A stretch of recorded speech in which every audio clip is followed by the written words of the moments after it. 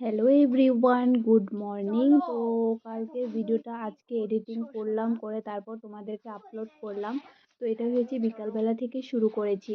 অনেক দিন পর এক্সাম শেষ হওয়ার পরে ও বলছে একটু আমার ঘুরতে বেরোবে। তো আমি বলছি ঠিক আছে চল ঘুরতে বেরোই, অনেক দিন তো হয়ে গেছে ঘোরাঘুরি হয়নি। তো আমরা বেরিয়ে পড়েছি ঘোরাঘুরির জন্য।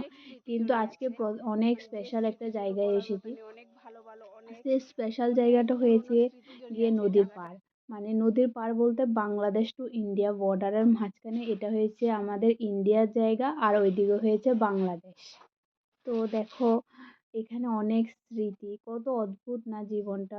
আস্তে আস্তে মানুষ বড় হয়ে যায়, আস্তে আস্তে জীবনে সব কিছু মানে আনন্দ যত বড় হবে দিন দিন তত জীবনে না মানে বোঝাটা এসে পড়বে, মানুষের দায়িত্ব বোধটা, তারপরে মায়াটা বেশি এসে পড়বে। মানে তার জন্য তোমরা জীবনে অনেক দুঃখ কষ্টের ভিতরে পেরিয়ে যেতে হয়, কিন্তু ছোটবেলা থেকে থাকলে তখন জীবনটা কেমন আনন্দ ফুর্তি, মা বাবার আদরের, সবসময় খেলাধুলা, পড়াশোনা, ঘোরাফেরা এসবের মধ্যেই দিনটা কেটে যায়। তো এমনই একটা স্মৃতি হয়েছে আমার এই নদীর পাড়টা। এই নদীর পাড়ে ছোটবেলা থেকে এত আনন্দ, এত স্মৃতিগুলো জড়িয়ে আছে না, মানে কি বলবো। যখন ছোট থাকতাম শীতকাল যখন হতো তখন শীতকালে এখানে মানে সকাল সকাল বাংলাদেশে ঘুম আগে থেকে যখন উঠে, যাওয়া যেত, আর সকাল বাংলাদেশে আমি সকাল ঘুম থেকে অর্ধেক উঠে গিয়েছিলাম, এই অর্ধেক রাস্তা জিনিস অব্দি ওই গিয়েছিলাম। জিনিস বাবার সাথে তখন আগে বেরিয়ে পড়তাম, বাংলাদেশে বাবার যাওয়া যেত, সাথে বেরিয়ে কেননা তখন এরকম বর্ডার মিষ্টি টর্ডার আলু ছিল না। তো সবজি, বারণি যেখানে তো যখন অনেক হতো রকমের সবজি তখন ক্ষেত আমরা হতো ওইখানে আগে। গিয়ে তো স্নান করতাম। সবজিতে মিষ্টি যে আলু বড় নিত, এই মাটি নদীটা থেকে আছে কুড়ে ওইখানে গিয়ে স্নান তারপরে করতাম। এই দেখো গাজর দুটো নিত। তোতা পাখি কি সুন্দর। তারপরে অনেক রকমের সবজি তারপরে নিয়ে ওই যেত, দেখো সকাল দুটো সকাল তোতা পাখি। রান্না করার জন্য মা বসে বসে রান্না করতো, আমি বসে তো আমাকে ওইখানে মিষ্টি গিয়ে আলু সিদ্ধ স্নান করে করা দিত। যেত দেখো তখন। তোতা পাখিগুলো মানে কত অনেক সুন্দর মজা হতো খেলছে, বারণের সময়। দেখো আমাকে এত মিষ্টি এত আলুগুলো মানুষ সিদ্ধ করে বাংলাদেশ দিত, থেকে এগুলো সব বসে বসে খাবার দাবার খেতাম। সব কিছু গাজর শসা নিয়ে এসে নানান বিক্রি রকমের করা সবজি হতো। দিয়ে সকাল সকাল ওইখানের একটু মানুষগুলো সবজি অনেক ভালো, নিরামিষ সব দিকের তরকারি মানুষই রান্না অনেক করতো, ভালো, আমার সেটা কাছে অনেক খেলাম। ভালো লাগে। তো এরপরে ছোট ওইখানে এই বন্ধু জন্যই আমার বান্ধব স্মৃতিগুলো অনেক সবাই মনে মিলে পড়ে এখানে যায় আনন্দ ছোটবেলা। করতে আসতাম, খেলাধুলা করতে আসতাম। এখানে বসে বসে নানান রকমের ভর্তা মাখা খেতাম, তারপর লুকোচুরি খেলতাম, অনেক কিছু খেলা করতাম। যখন বারণের সময় আসতো তখনই কি করতাম, সব এখানকার যত মানুষ আছে বারণে স্নান করার জন্য এই পুকুরে নেমে নদীতে নেমে যেত। আর এখানে হাজার হাজার হাজার হাজার মানুষ নদীতে স্নান করতো, ইন্ডিয়ার মানুষ, বাংলাদেশের মানুষ। তখন ওইখান থেকে বাংলাদেশের মানুষ ইন্ডিয়াতে আসতে পারতো, ইন্ডিয়ার মানুষ ইন্ডিয়া থেকে বাংলাদেশে যেতে পারতো। তখনের পরিস্থিতিটা ছিল এমন।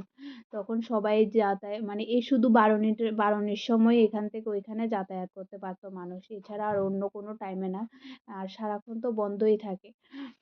তো তখন তো এখন তো পুরোপুরিভাবে বন্ধই হয়ে গেছে, দেখছো না কাঁটাতারের বেড়াগুলো দিয়ে মানে এগুলো দিয়ে ফেলেছে, বর্ডারটা দিয়ে ফেলেছে, যার জন্য এখন এখানে যাওয়া তো অসম্ভবই না, অসম্ভব ব্যাপার হয়ে দাঁড়িয়েছে। জানি না আর অন্য জায়গা থেকে যাওয়া যায় সেটা শুনেছি, কিন্তু কোথা থেকে এখনো আমি সেটা জানি না।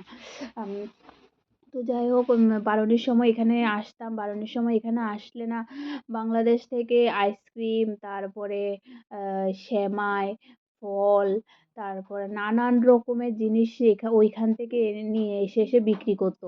নদীতে দাঁড়িয়ে দাঁড়িয়ে বিক্রি করতো, নদীতে দাঁড়িয়ে দাঁড়িয়ে বিক্রি করতো, সেগুলো দেখতাম, অনেক মজা লাগতো, অনেক মজা লাগতো। আর তখন ভাবতাম যে কখন খাবো এগুলো, এই জিনিসগুলো কখন খাবো, বাবা কখন এগুলো কিনে দেবে। বাবা যখন বাংলাদেশে যেত, আগে তো তখন বাংলাদেশে যেত শুধু বারণের সময় গিয়ে ঘুরে আসতো, তখন বসে বসে ভাবতাম বাবা কখন ফলগুলো নিয়ে আসবে, কখন মিঠাই নিয়ে আসবে, কখন শুটকি মাছ, অনেক রকমের নানান রকমের শুটকি মাছ নিয়ে আসে, আঙ্গুর ফল নানান রকমের নিয়ে আসতো। মানে এগুলো বসে বসে ভাবতাম যে বাবা কখন নিয়ে আসবে, সেমাই নিয়ে আসতো, অনেকগুলো বিস্কিট নিয়ে আসতো, নানান রকমের বিস্কিট, তারপরে নানান কিছু নিয়ে আসতো, নানান কিছু জামা নিয়ে আসতো, জুতো নিয়ে আসতো। তো তখন এগুলো ভাবতাম যে বাবা কখন আসবে, কখন আমি এগুলো দিয়ে মানে এগুলো খাবো, এগুলো দিয়ে খেলবো বা এসব কিছু। যখন বাবা বাংলাদেশে থাকতো, বাংলাদেশে যেত বারণের সময় ছোটবেলায় থাকতো, তখন এগুলোই ভাবতাম।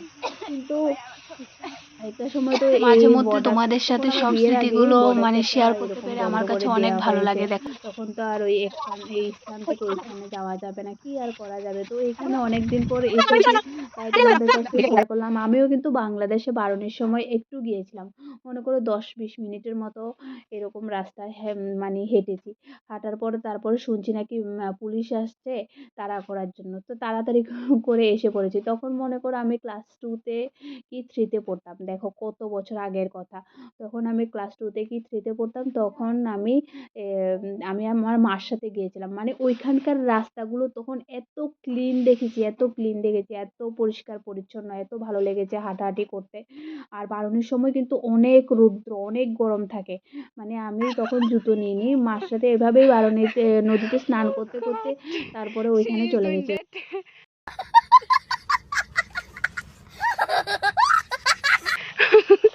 শেষ বোকাচোদার অবস্থা খুবই শোচনীয়। क्या क्या कहना कहना क्या चाह रहे हैं भाई आप? সাবিকো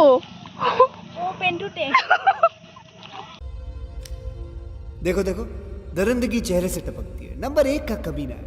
छी छी छी, आंखें देखो, नीयत में खोट साफ नजर आता है, हवस से भरी हुई।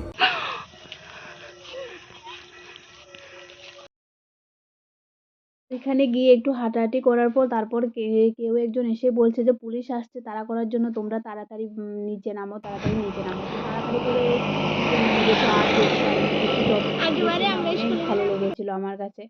তো সেগুলো স্মৃতিগুলো আজকে তুলে ধরলাম তোমাদের কাছে। তো বাংলাদেশে তো তখন যাওয়ার সময় ছিল না। এরপরে অনেক বড় করে মেলা হতো। এগুলোই ছিল আমাদের খেলার মানে একটা জায়গা। যেমন নদীর খেলার একটা জায়গা ছিল। তারপর বাঘাযতীন ক্লাব, এটা একটা আমাদের খেলার জায়গা ছিল। তারপরে বাঘাযতীন ক্লাবে তো অনেক স্মৃতি, ছোটবেলার অনেক স্মৃতি আছে। আর নদীর পাড়েও আছে। মানে এরকম জায়গাটা শীতকাল হলে সব তুই কয়া দে, বান্ধবীরা সবাই তোরা কয়া মিলে দে হাঁটাহাঁটি করতে প্লিজ, তোরা কয়া দে। বেরিয়ে যেতাম। মানে নানান রকমের মজা হতো। এখনকার দিনটাও দেখো আর এখনকার দিনটা দেখো। এখনকার দিনটা হচ্ছে বোরিং লাইফ, কোথাও যেতে ইচ্ছে করে না, না পারতে যায়। যখন বেশি আমরা বোরিং হয়ে যায় যখন তখন এখান দিয়ে বেরোই। যাচ্ছিলাম তো জীবনে বিএসএফ এত এদিকে একটা ঝড়-ঝাপটা বিএসএফ চলছে যে ক্যাম্প আছে, কিছুই ভালো বিএসএফ লাগে না। ক্যাম্পটা দেখে কিন্তু আজকে তোমার জীবন অনেক অনেক আগে একদম বিএসএফ বের ক্যাম্পটা হয়েছিল। হলাম। তাহলে আজকে তোমাদেরকে একটু দেখো দেখিয়ে এখানে দিলাম। এসে দেখো কিন্তু এটা আমাদের হয়েছে সাবরুমের বিএসএফ বিএসএফ ক্যাম্প। যখন আমি ক্লাস 7 এ পড়তাম তখন 7 এ কিন্তু এই পড়তাম বিএসএফ তখন এই ক্যাম্পটা তৈরি বিএসএফ হয়েছে। ক্যাম্পটা আর কিন্তু এটার তৈরি ভিতরে হয়েছিল। তখন আমরা তখন গেছিলাম। পুলিশ এখন তো অ্যালাউ করবে না, মানে বিএসএফ এখন তখন তো অ্যালাউ করবেই না। থাকেনি। পুজো হলে যদি অ্যালাউ হয়, না হলে আর অ্যালাউ হবে না। তো তখন বিএসএফ ক্যাম্পে গিয়েছিলাম। এত সুন্দর না ভিতর জায়গাটা, খুব ভালো লাগে দেখতে। ঢোকা যায় না, তো এখানে বিএসএফ অ্যালাউ করা ক্যাম্পেও হয় না। অনেক একটা তখন কালী আমি ভিতরে ঠাকুরের গিয়েছিলাম। মন্দির আছে, সেটাও ভিতরে দেখতে গিয়ে অনেক দেখেছি সুন্দর। এত যাই সুন্দর হোক, মানে এটা তো বিএসএফ দেখা হয়ে গেছে। তারপর দেখো এটা হয়েছে আমাদের সাবরুম ব্রিজ। এখানে সন্ধ্যাবেলা এসেছি, কালী সন্ধ্যাবেলা ঠাকুরের এসে এখানে মন্দিরও একটু আছে। ওই কালী ঘোরাফেরা ঠাকুরের করেছি, মন্দিরটা ঘোরাফেরা কিন্তু করার পরে অনেক বাড়িতে সুন্দর। চলে এসেছি। তো দেখো বাড়িতে কত চলে পুরনো মা পুরনো পুরি রেখেছে, স্মৃতি, তো সেগুলো আর এখন কি পুরিটা বলবো, বলে খাবো। লাভ নেই। পুরিটা যাই হোক খাওয়ার পরে সবকিছু ভিডিওটা পুরো ঘোরাঘুরি এডিটিং করে করতে ব্রিজে বসবো। গিয়েছিলাম। ব্রিজ এডিটিং থেকে করে এসে এখন তারপরে বাড়িতে মা একটু পুরি রেস্ট সবজি করবো, নিয়ে ঘুমাবো। এসেছে। তো আমার ওটা আর একটু কাজ কি, খাবো। আমি তো কোনো কাজকর্ম খাওয়ার পর করি না, এখন এতটুকুই আমার কাজ। আর ভিডিও ভিডিও